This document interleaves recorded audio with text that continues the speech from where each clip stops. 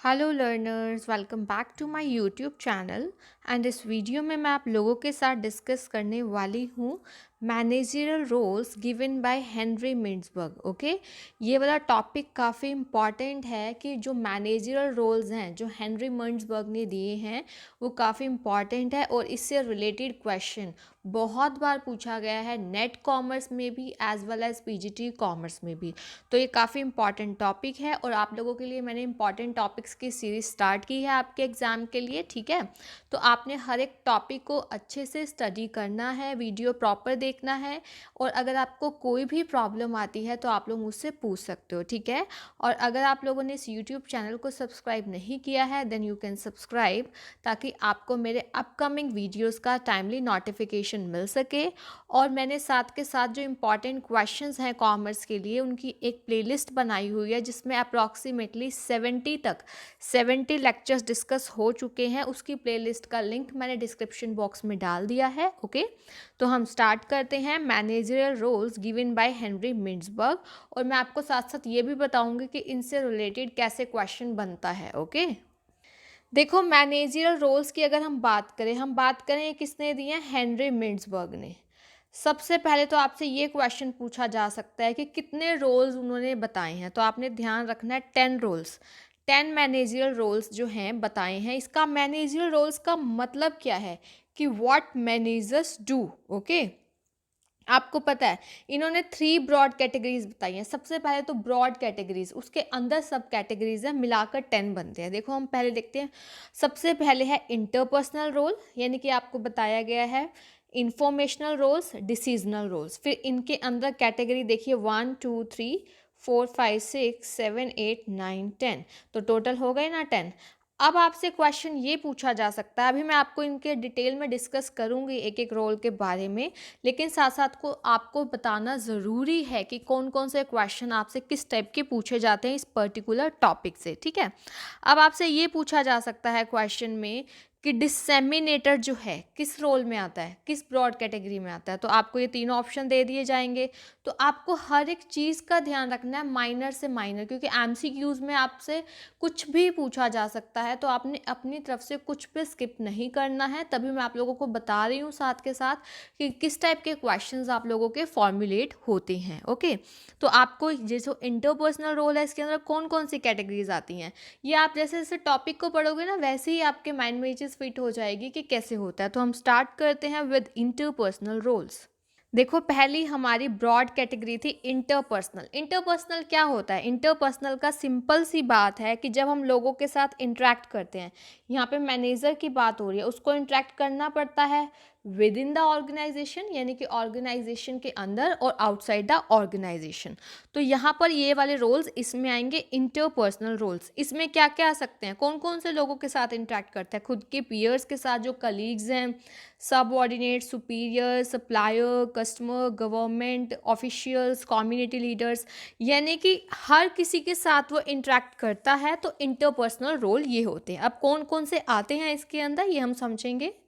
देखो figure head role सबसे पहला है। फिगर हेड, फिगर हेड में वो रोल आते हैं जो सेरेमनिक नेचर और सिंबॉलिक नेचर के होते हैं। देखो एग्जाम्पल से समझोगे कैसे, जैसे कि आपने क्या है, ग्रीटिंग विजिटर्स। अब बाहर से कोई आता है आपकी ऑर्गेनाइजेशन में, है ना, विजिट करने, तो आपको as a figurehead role आप उनको कैसे ग्रीट करते हैं। ठीक है, taking important customers to lunch, ये वाला हो गया हमारा। अटेंडिंग अ सबऑर्डिनेट वेडिंग, यानी कि आप सोशल रोल भी प्ले कर रहे हो, है ना यहाँ पर, यानी कि उसकी वेडिंग को अटेंड कर रहे हो। तो आपसे अब क्वेश्चन ये पूछा जा सकता है कि आपको बोल दिया जाएगा कि अटेंडिंग अ सबऑर्डिनेट वेडिंग, तो ये किस रोल में आएगा? तो ये आएगा हमारा फिगर हेड रोल में। ठीक है, जैसे कि अब मान लो handing out merit certificates and other awards to outstanding employees, ये भी हमारा फिगर हेड में आएगा। तो आपको साथ साथ नोट्स जरूर बनाने हैं इस चीज़ों के इंपॉर्टेंट पॉइंट्स के। ओके, देखो सेकंड है लीडर। लीडर में आपको पता ही है लीडरशिप क्वालिटीज़ होना एज अ, देखो अगर हम बात करें एक मैनेजर की एज अ लीडर रोल की, वहाँ पर वो क्या करता है, देखो अपने सबऑर्डिनेट्स की एक्टिविटीज़ के लिए वो रिस्पॉन्सिबल होता है, इसीलिए उसको उनको प्रॉपर लीड करना चाहिए, उनको कोऑर्डिनेट करना चाहिए और उनको मोटिवेट करना चाहिए। प्रॉपर मोटिवेट करना चाहिए बेटर परफॉर्म करने के लिए। लेकिन एक पर्सन खुद एक अच्छा लीडर तभी बन सकता है जब खुद वो एग्जाम्पलीफाइंग बिहेवियर प्रेजेंट करेगा। एग्जाम्पलीफाइंग बिहेवियर का मतलब यहाँ पर क्या हो जाता है कि खुद अगर उसके अंदर अच्छी क्वालिटीज़ होंगी तो ही जो उसके फॉलोअर्स है, जो उसके सबऑर्डिनेट्स है, वो उसको फॉलो करेंगे और वो भी मोटिवेशन फील करेंगे।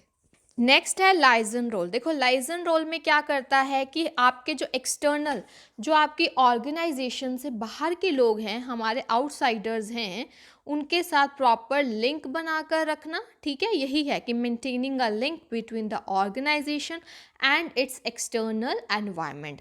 तो ये तीनों थे हमारे कौन से, ये वाले तीनों थे हमारे इंटरपर्सनल रोल। तो देखिए हमारा इंटरपर्सनल रोल में फिगर हेड आपको बता दिया, लीडर बता दिया, लाइजन रोल बता दिया। ओके, अब हम करने वाले हैं हमारे इंफॉर्मेशनल रोल्स। ओके, नाम से ही जैसे कि आप लोगों को इंडिकेट हो रहा है इंफॉर्मेशनल रोल्स में वो क्या करता होगा। अब आपको पता है उसके इंटरपर्सनल कॉन्टैक्ट्स होते हैं, यानी कि वो लोगों के कॉन्टैक्ट में रहता है both within the organisation and outside the organisation. तो ऑब्वियस है उसको वो एक सोर्स है इंफॉर्मेशन का। तो अब इसमें क्या करता है, वो इंफॉर्मेशन क्या करता है, giving and receiving information both within and outside the organisation. Okay, तो इसमें कौन कौन से आएंगे हम वो पढ़ते हैं वन बाय वन। फर्स्ट है रोल मॉनिटर। मॉनिटर रोल का यहाँ पर क्या मतलब है, देखो मैनेजर्स कॉन्स्टेंटली, मतलब लगातार उनका जो एनवायरनमेंट है उसको मॉनिटर करते हैं, उसको स्कैन करते हैं, चाहे वो इंटरनल यानी कि जो उनका कंपनी है उसका एनवायरनमेंट हो, चाहे external outside the company. Okay, उस इंफॉर्मेशन को कलेक्ट करना, स्टडी करना और जो भी सारी चीज़ें हैं यानी कि वो मॉनिटर करते हैं एनवायरनमेंट को। तो इसमें कौन से में आएगा, मॉनिटर रोल में। नेक्स्ट रोल प्ले करता है डिसेमिनेटर रोल। देखो डिसेमिनेटर रोल में क्या है कि जो उसके पास इंफॉर्मेशन है, देखो मॉनिटर रोल में उसने कलेक्ट की इंफॉर्मेशन, अब डिसेमिनेटर में है जो उसके पास इंफॉर्मेशन है, कोई भी चेंजेस हुए हैं पॉलिसीज़ में या अदर मैटर्स में, तो वो उसने सबऑर्डिनेट्स को प्रोवाइड करनी है जो उनके पास अदरवाइज अवेलेबल नहीं होगी। ठीक है, other matters to their subordinates, their peers, to other members of the organization, यानी कि यहाँ पर ये इंफॉर्मेशन को ट्रांसमिट करता है। और थर्ड रोल आता है हमारा इंफॉर्मेशनल रोल कैटेगरी का स्पोक्स पर्सन। देखो स्पोक्समैन का वो काम करता है अपनी यूनिट के लिए, अपनी ऑर्गेनाइजेशन के लिए। स्पोक्स पर्सन में वो क्या करता है, रिप्रेजेंट करता है। ठीक है, रिप्रेजेंट करता है अपनी ऑर्गेनाइजेशन को, जो उन लोगों को जो आउटसाइड द यूनिट हैं। ठीक है, जैसे कि कस्टमर्स को, कस्टमर्स के सामने, फाइनेंशियर्स के सामने, सप्लायर्स के सामने, गवर्नमेंट के सामने अपनी ऑर्गेनाइजेशन को रिप्रेजेंट करता है स्पोक्स पर्सन रोल में। तो हमारे ये वाले तीनों रोल कौन कौन से पड़े, मॉनिटर का, डिसेमिनेटर का और स्पोक्स पर्सन का, ये किस में आ गए, हमारे इंफॉर्मेशनल रोल्स में। ओके, नेक्स्ट है हमारा डिसीजनल रोल्स। देखो इंटरपर्सनल रोल के बेसिस पे उसको इन्फॉर्मेशन मिलती है, इंफॉर्मेशनल रोल्स में उसको बहुत सारी इन्फॉर्मेशन जैसे मिली, उसको रिसीव किया, सेंड किया। ठीक है, अब क्या करता है डिसीजनल रोल्स। डिसीजनल रोल्स में क्या होता है, choosing the most appropriate alternative out of the various alternatives, यानी कि बहुत सारे ऑप्शंस होते हैं, उनमें से बेस्ट वन को चूज़ करना। ठीक है, ताकि एक्टिव जो डिसीज़न है वो बिल्कुल करेक्ट लिया जा सके। तो ये होता है डिसीजनल रोल्स। अब हम बात करते हैं एंटरप्रेन्योर। एंटरप्रेन्योर से एक रिस्क वर्ड रिलेटेड है हमारा रिस्क। देखो अब देखो अगर हम बात करें मैनेजर को क्या होता है, उसने कोई ना कोई अल्टरनेटिव चूज़ करना होता है। अब उसको पता है रिस्क तो होगा ही होगा, तो एज एन एंटरप्रेन्योर वो एक रिस्क को एज्यूम कर कर चलता है और उसको क्या करना पड़ता है, कॉन्टीन्यूसली एनवायरनमेंट को, अपने एनवायरनमेंट को तो वो स्टडी करता ही है, साथ के साथ उसको अपनी यूनिट्स में, अपनी ऑर्गेनाइजेशन में इम्प्रूवमेंट चाहिए क्योंकि बहुत सारे चैलेंजेस आते हैं। ठीक है, यानी कि उसको एक प्रॉपर एक अच्छे एंटरप्रेन्योर का रोल प्ले करना पड़ता है। नेक्स्ट है हमारा रोल डिस्टर्बेंस या फिर कॉन्फ्लिक्ट हैंडलर, यानी कि कॉन्फ्लिक्ट हो रहा है, कोई डिस्प्यूट हो रहा है या कोई डिस्टर्बेंस हो रही है, तो इस रोल में वो क्या करता है, एक एज एन आर्बिट्रेटर, यानी कि वो क्या करता है कि उसको क्या करना है, डिफरेंसेस को सॉल्व करना है, जो भी सबऑर्डिनेट्स के बीच में हो रहे हैं या फिर एम्प्लॉयज़ की जो मैनेजमेंट के साथ हो रहे हैं, जैसे कि strike by employees, shortage of raw material, बहुत सारी प्रॉब्लम्स आती हैं, डिस्टर्बेंसेस आती हैं। तो उसको इस रोल में कॉन्फ्लिक्ट हैंडलर में इनको सॉल्व आउट करना पड़ता है। नेक्स्ट है हमारा रोल रिसोर्स एलोकेटर का। तो अगर हम बात करें रिसोर्स एलोकेटर रोल की, तो इसमें क्या करता है वो, अब देखो आपके पास रिसोर्सेज ऑब्वियस है लिमिटेड होते हैं, तो हमें क्या करना पड़ता है एज अ मैनेजर, उसको प्रायोरिटी यानी कि देखेगा कि पहले कहाँ रिसोर्स एलोकेट दिए जाएं जो बहुत ज़्यादा ज़रूरी है। ओके, जो हमारी ऑर्गेनाइजेशन है उसमें बहुत सारी एक्टिविटीज़ हैं, प्रोजेक्ट्स होते हैं, तो ऐसा तो नहीं है कि सबको ही हम इक्वली हो जाएगा, डिपेंड करेगा प्रायोरिटी क्या है हमारी। तो रिसोर्स एलोकेटर का उसको काम करना पड़ता है in a proper way. Last is negotiator. Negotiator का मतलब यहाँ पर क्या है, जो मैनेजर है रिप्रेजेंट करता है अपनी ऑर्गेनाइजेशन को इन नेगोशिएटिंग डील्स, यानी कि नेगोशिएशंस करता है वो बहुत सारी, ठीक है, यानी कि कॉन्ट्रैक्ट्स वगैरह ये सब कुछ, शेयर होल्डर्स, एम्प्लॉयज़, आउटसाइडर्स, ये सब, तो ये हमारा नेगोशिएशन डीलिंग का हो गया रोल। तो अभी मैंने आप लोगों को ये सारे रोल अच्छे से एक्सप्लेन कर दिए हैं।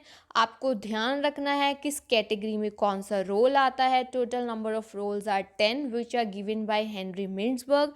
सो ये चीज़ें बहुत इंपॉर्टेंट है, किस रोल में वो क्या चीज़ प्ले करता है। ओके, और आप लोगों को एक चीज़ बतानी है, reconciling management functions and rules, यानी कि जो हमारे फंक्शंस हैं ना, देखो planning, organising, staffing, directing, controlling, ये हमारे फंक्शन हैं, ठीक है। और हमारी जो रोल्स है, मेन कैटेगरीज कौन सी है, इंटरपर्सनल, इंफॉर्मेशनल, ओके, डिसीजनल। अब आप लोगों को मैं क्या बताना चाहती हूँ, इनसे रिलेटेड भी क्वेश्चन थोड़ा ध्यान रखना कि देखो अगर हम बात करें प्लानिंग की, प्लानिंग में वो क्या कौन कौन से रोल आप लोगों के अकॉर्डिंग प्ले करेगा। प्लानिंग में वो कौन कौन से रोल प्ले कर सकता है, इंफॉर्मेशनल एंड डिसीजनल, ठीक है। प्लानिंग में वो informational and decisional role play करेगा, बिकॉज उसको क्या करता है, वेरियस टाइप्स ऑफ इंफॉर्मेशन को कलेक्ट करता है और डिसीजन लेता है। अगर मैं बात करूँ ऑर्गेनाइजिंग की, तो वो क्या करता है, ऑर्गेनाइजिंग में वो रिसोर्स एलोकेटर का रोल प्ले करता है और एलोकेट करता है resources to various organisational units. तो इस केस में वो कौन सा रिसोर्स एलोकेटर हमारा किस में है, डिसीजनल में। ओके, अगर मैं बात करूँ डायरेक्टिंग की, डायरेक्टिंग में हमारा क्या हो जाता है, डायरेक्टिंग में वो क्या करता है, इंटरपर्सनल रोल और इन्फॉर्मेशनल दोनों करता है। क्यों करता है, इंटरेक्ट करता है सबऑर्डिनेट्स के साथ, उनको लीड करता है, मोटिवेट करता है, उनको कम्युनिकेट करता है उनके साथ।